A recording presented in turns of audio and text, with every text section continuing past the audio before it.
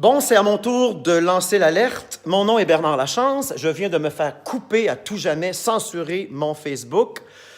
Peuple du Québec, cette propagande mondiale d'une pandémie, d'une COVID-19, ressemble étrangement à la propagande mondiale des années 80, VIH égale SIDA. Une épidémie très bien documentée aujourd'hui, 35 ans plus tard, même si ce n'est pas à Radio-Canada, comme ayant été et étant toujours frauduleuse, criminelle et pour ma part scénarisée, je me permettrai de tels propos, vous comprendrez pourquoi dans 2 minutes, scénarisée par les mêmes acteurs et les mêmes institutions de la mascarade actuelle du coronavirus qui aujourd'hui brime nos vies, mais surtout nos libertés, que nous léguons encore une fois en échange d'une supposée sécurité contre la mort.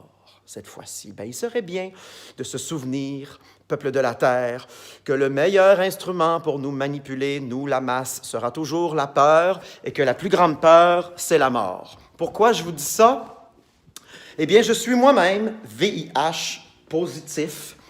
Le dimanche 3 mai 2020 prochain, cela fera 3 ans que j'ai arrêté mes pilules VIH.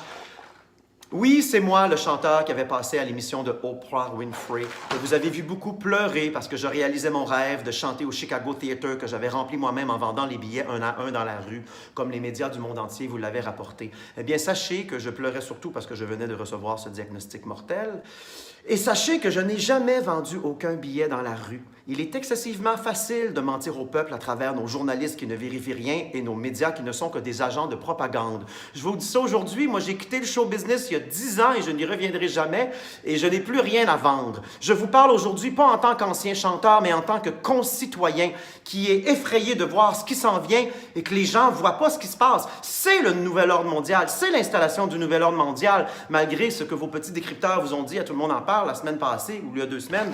D'ailleurs, Danny Turcotte, confrère de notre communauté gay à Montréal, j'ai arrêté mes pilules VIH. Pourquoi? Invite mon médecin de famille dimanche prochain. Ça va faire 3 ans jour pour jour que j'ai arrêté mes pilules. Docteur Régent Thomas, voilà ce que j'ai à lui dire.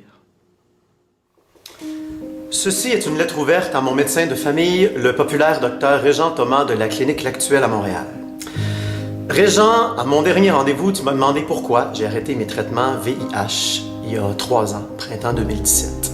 Pilule que j'ai prise pendant 8 ans. Religieusement, à chaque matin, je remerciais même la vie de ne pas avoir attrapé ça dans les années 90, ce sida mortel-là. Au total, ça aura coûté 120 000 $ aux contribuables, parce qu'on ne nous vend pas ça 5 $, ces petites pilules-là. Si on ne les prend pas, on meurt. L'Empire pharmaceutique sait très bien que personne ne va oser rouspéter sur le prix d'un traitement qui évite la mort à des concitoyens. Alors, dans mon cas, c'était 1 250 $ pour 28 jours. Chers payeurs de taxes à l'écoute, faites le calcul, avec près de 70 000 Canadiens VIH positifs, c'est plus d'1 milliard que nous payons à chaque année pour toutes nos vies. Eh bien, plus pour moi, docteur Régent Thomas. Pourquoi? Bien, parce qu'après avoir